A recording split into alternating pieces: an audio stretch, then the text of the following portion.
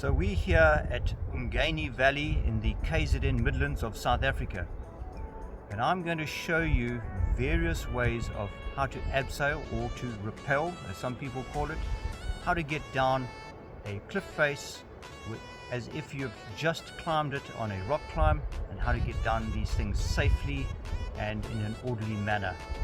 And there are going to be two basic techniques, and then I'm going to show you a third technique, which is a combination of the first two, and then I'm going to show you a few improvised ways as if you've lost your belay device and how to get down without one.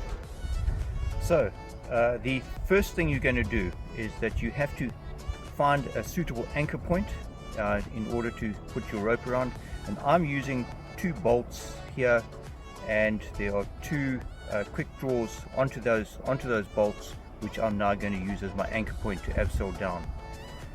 Once I've threaded the rope through that part, the first thing then is to take the 2 ends of the ropes and tie an overhand knot in them like so, and that is so that you cannot abseil off the ends of the ropes if they have not actually touched the ground. I'm using an overhand knot here. Some people prefer to in fact put 2 separate knots into the ends of the ropes, like that and like that. There are pros and cons to the two ways. This way means that the ropes, when you throw them down, and if you have to pull them up again because they've become snagged, there isn't a loop forming to snag around a rock, which is the kind of disadvantage of the method when you tie them together. I'm just retying them with the overhand knot. The advantage of this is that if you do find that when you go down the ropes haven't touched the ground, you can in fact put your foot into that loop, and that jams the entire system. That allows you to escape the system by getting out prusik loops and prusiking back up. That's the big advantage. Just note that on the 2 ends of this rope there is white tape.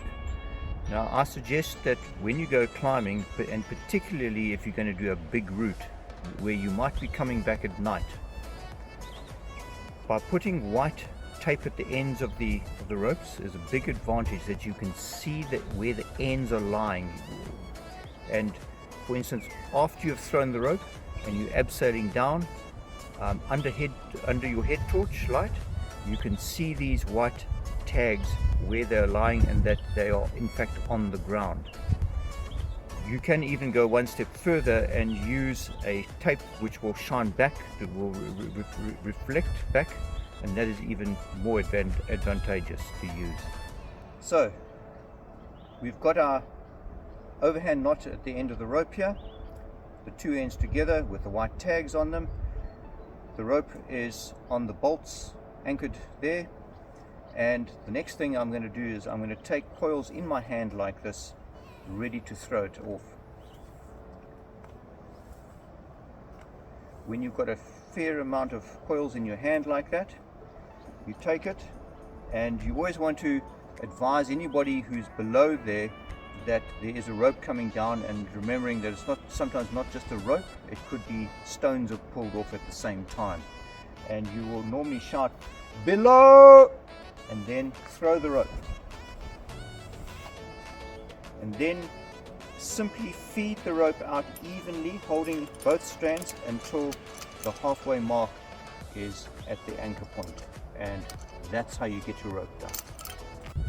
So to actually clip into the rope to abseil down, you can take any of the conventional belay devices, and I'm using a Black Diamond ATC guide here today, and you'll notice that it has 2 slots in it, and that is so that 2 ropes can be slotted into it. And also note, although I'm on the edge of the cliff here, I'm not using a safety sling. That is so that I can show you more easily how to clip in, but I'll be careful on the edge. So you take the two ropes, you clip them in, you clip it to the front of your harness, and notice that I'm going to do it up first, and that I'm right-handed, so the rope is coming out on my right-hand side, and that when I've placed the carabiner, the gate of the carabiner is on the left side, and that is so that the rope doesn't rub up against the opening of the gate as I'm going down.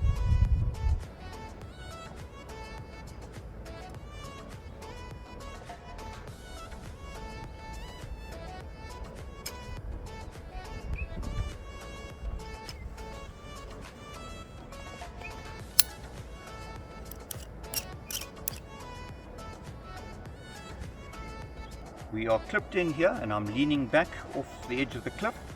Notice my legs are slightly apart, slightly bent, and I'm relaxed. I've got the two ropes in my right hand, and I just simply pull them behind my back. I can put this hand on the upper side of the rope, and that is just so that I can feel as I'm going down. It feels nicer than to not have your hand on the rope, but remembering that this hand on this side is the one that's actually doing the work. And now you simply walk off down the mountain like that. You can also, if it gets very steep, you can put the rope between your legs like that, holding both hands, and away you go. So note here that I'm clipped in, I'm holding the abseil rope with my right hand, but the big kind of the disadvantage of this is that if I had to let go this rope, I would simply go sliding down here and probably be killed. So the problem arises that as you're abseiling, what if you do lose control, you get a rock on the head, you slip or something like that, and your hand comes off the rope here.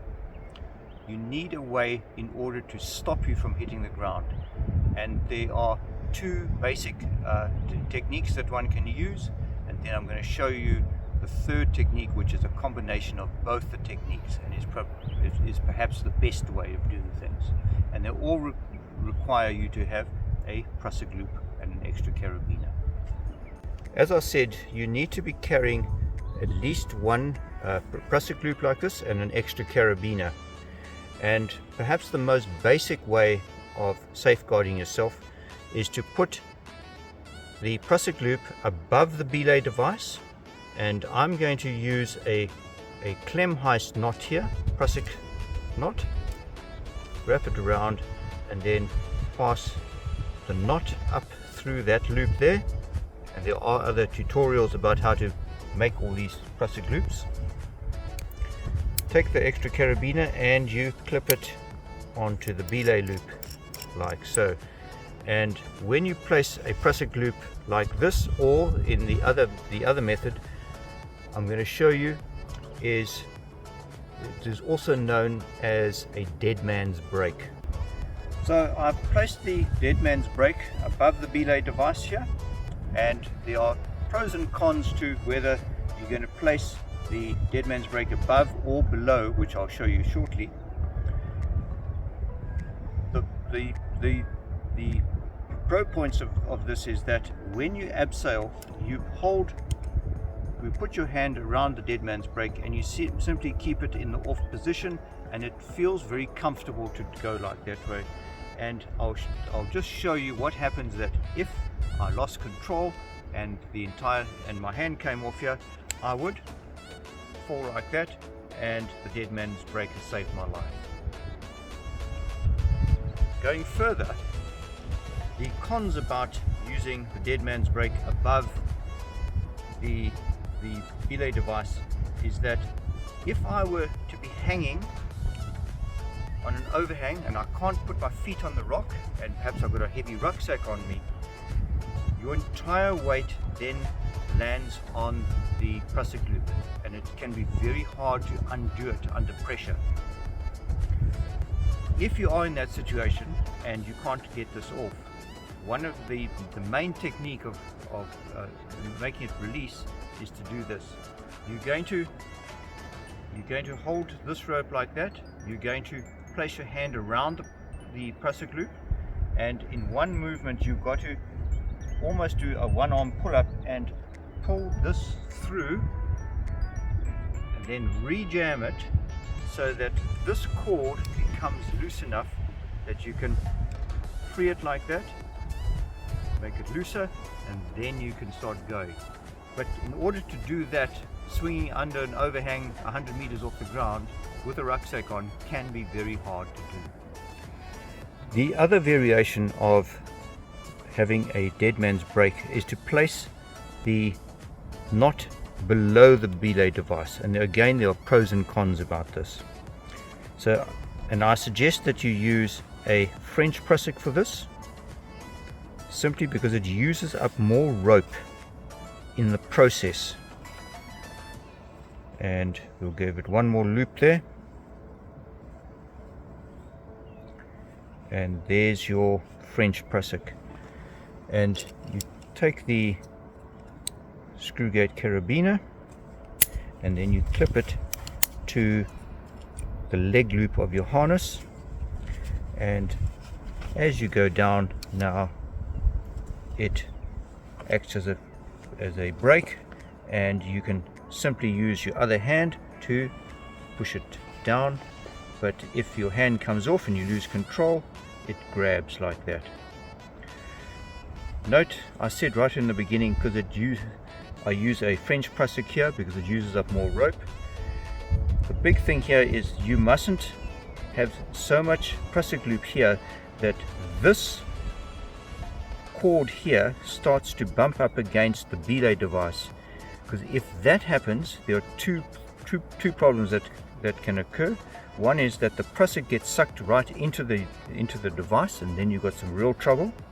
The other one is that the belay device then starts to push on the top of the prusik loop, and it simply doesn't activate when you really need it. So there must be some good distance between those two. Advantage of this is that if you are hanging underneath an overhang with a heavy bag on, it's very easy to make it release by simply pushing it down. And the reason for that is that this prusik is in actual fact simply jamming the device, and that's where most of your weight is. The disadvantages are that it can be sometimes quite awkward to abseil with it, with your hand down here, and it also pulls on your leg when it is under pressure. But I would suggest that if you were going down an abseil at night, perhaps over an overhang, and you didn't know if you needed to make this thing jam and go back up it to escape the abseil if you're in an emergency, I would go with one of these kinds of setups and not the one above where you could have trouble. One variation is that if your prusik loop is too long, this is what you can do. And I'm going to put a clem heist on here and purposefully make it too long. So I've only just simply put 2 loops around the rope like that, and there's my clem heist. And if I clip this now to my leg loop, it's going to be too long because it's going to ride up and into the belay device. So one of the ways, whether you're using a French prusik, a conventional prusik, or a clem heist, is to simply put a knot into it to effectively make the whole thing shorter.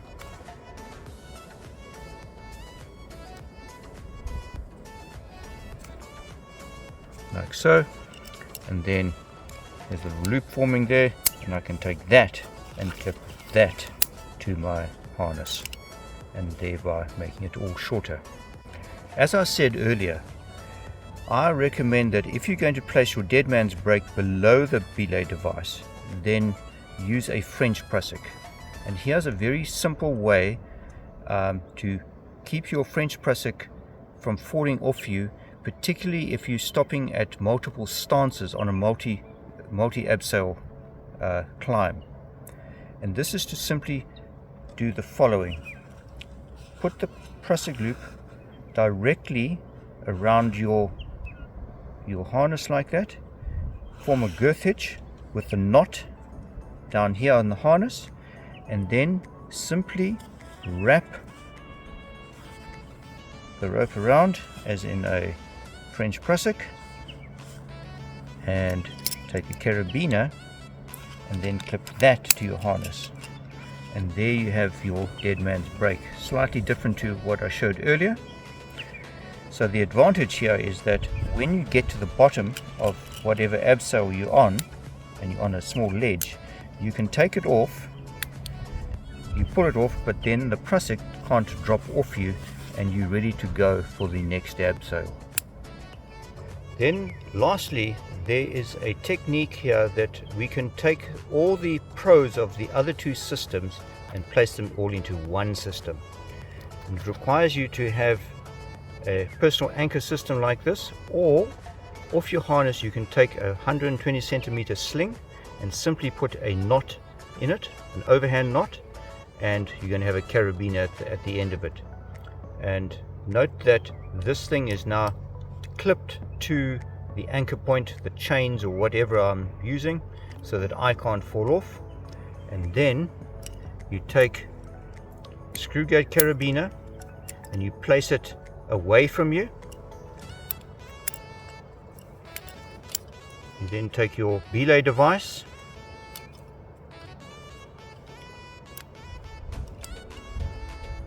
place that on,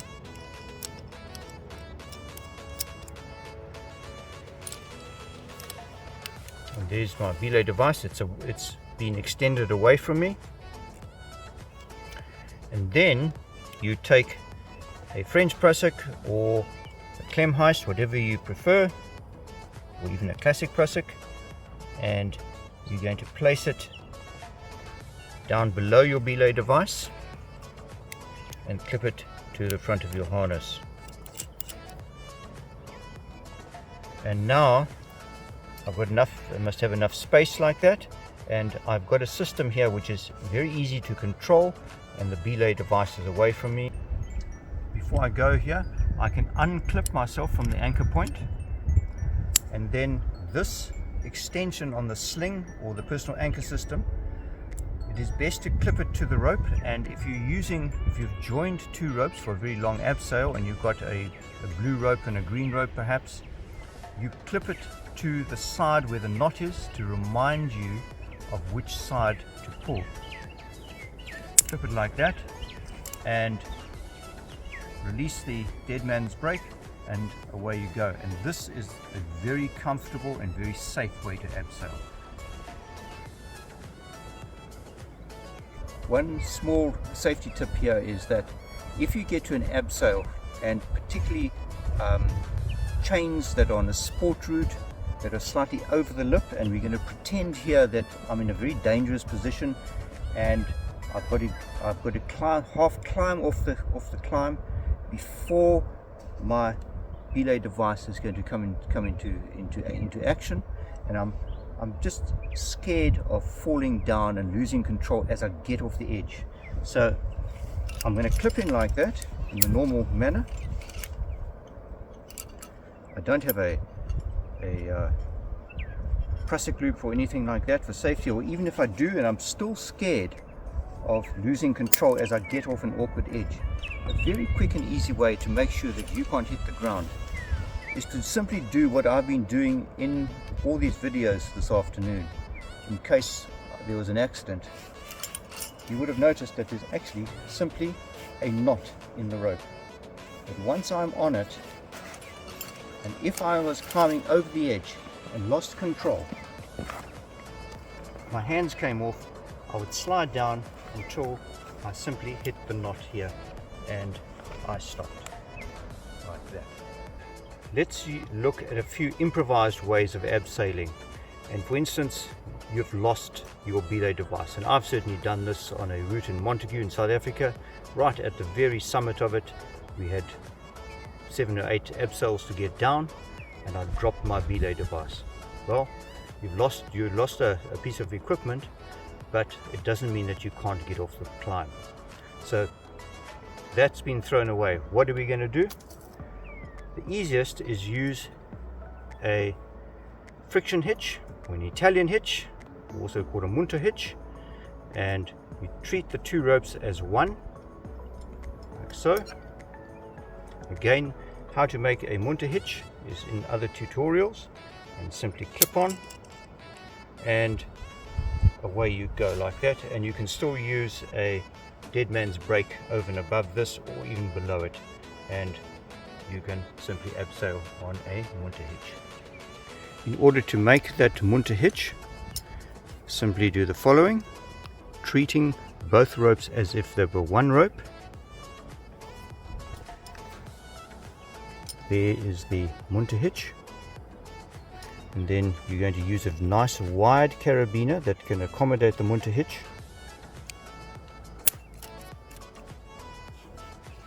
And there we go. Then very lastly, if you have lost your belay device, there's another technique that one can use, and that is a double carabiner brake. And in order to do this, you need at least 2 of the carabiners need to be screw gates. The rest could be ordinary clip gates. What I'm going to show you today, I'm using all our screw gates. So watch here. So in order to make a double carabiner brake, pull both strands of your abseil rope through like that, through the first carabiner. You then clip that carabiner through, and then through the other 2 strands.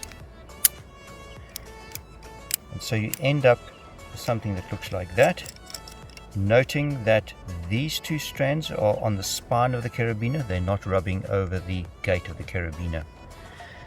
Then it's very simple. You simply add another carabiner like that, followed by another one, and this is where the second carabiner brake comes in. Push it through. Again, the same as the first. Clip the other 2 strands through. Do it up. And now you've got a double carabiner brake. And something that's going to work very well. It gives a lot of friction. So if you are a heavy person, or you're using very thin ropes, this is a good technique. And away you go.